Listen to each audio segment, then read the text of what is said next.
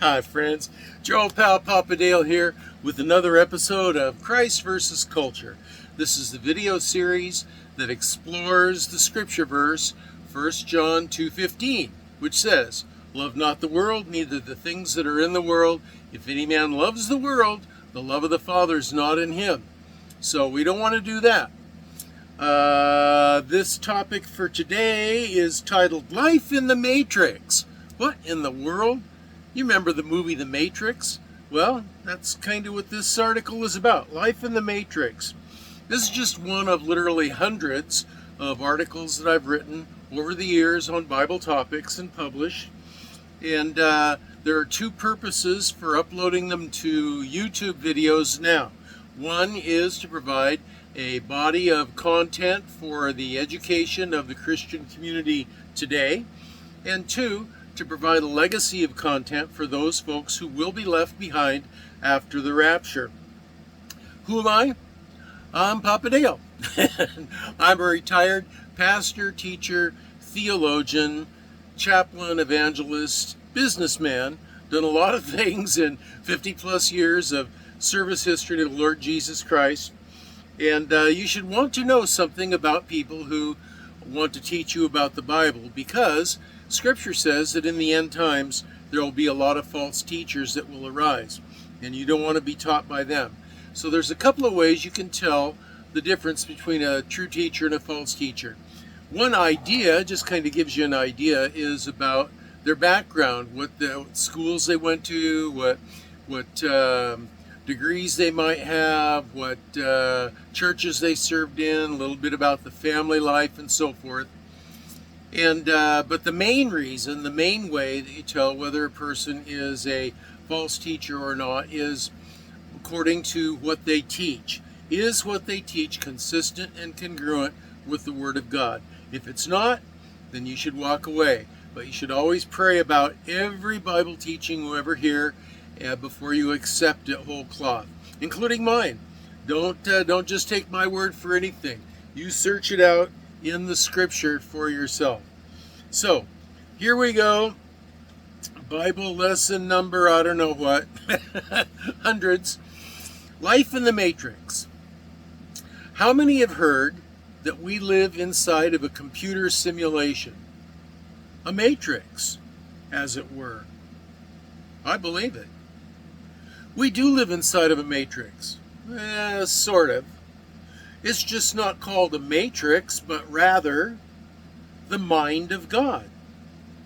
Quote, "For in him," Scripture says, "for in him we live and move and have our being," according to Acts 17:28. Now this understanding totally opens up and reveals and explains a lot about the Bible. Many of the top physicists and philosophers believe we do live inside of a computer simulation. Now, they don't think it's the mind of God like I do, but they think that it's inside of some gigantic universal computer simulation. Not wanting to grant the existence of the metaphysical, they seek to explain it in purely mechanistic, naturalistic, and physical terms. Well, the base realities of the physical and the metaphysical worlds are completely interwoven. They just don't see it, they deny it. Physicists say that all physical reality is mathematics. But what's mathematics? Mathematics itself is metaphysical. It's concepts, it's ideas that have no basis in reality except as something that's applied to reality to explain reality. Mathematics is a concept, all its own.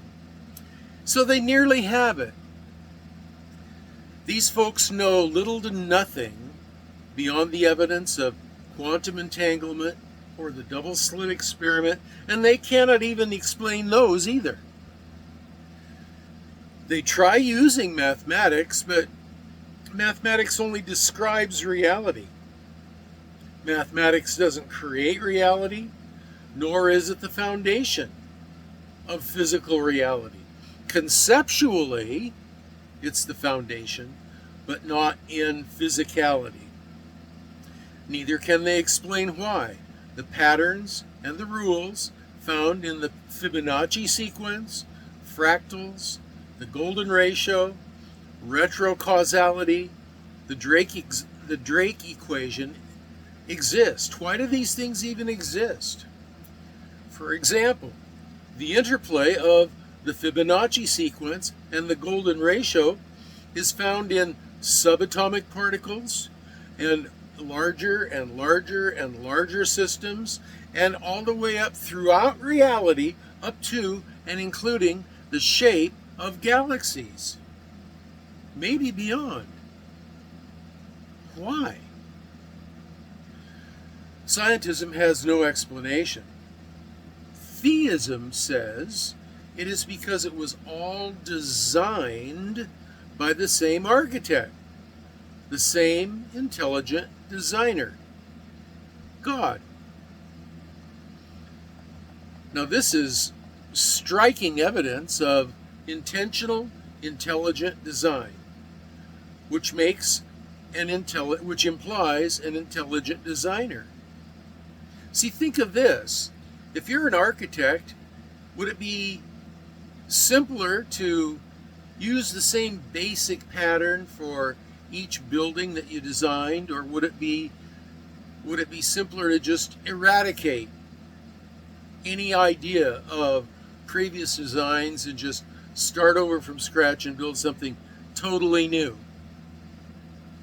Well, it seems that in physical reality, architects a lot of the time will create structure after structure that have great similarities. They build on what they've done before.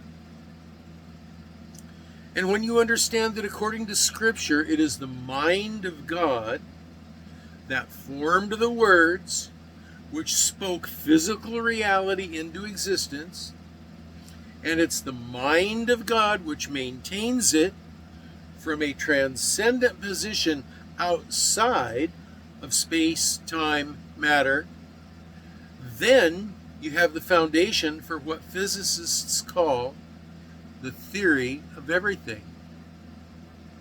See, physicists for generations have been trying to come up with the singularity, the true singularity, the theory of everything. And the reason they haven't been able to, because the theory of everything is based on the mind of God, the person of God, the nature of God. And they refuse to admit that there is any such thing as the metaphysical realm or of God. Transcendent though God is, he also penetrates the physical and maintains it without being embedded into it. This explains a lot. Thought has no conventional physical limitations as we understand them. Thought is not limited by the speed of light, nor by our understanding of any of the laws of physics.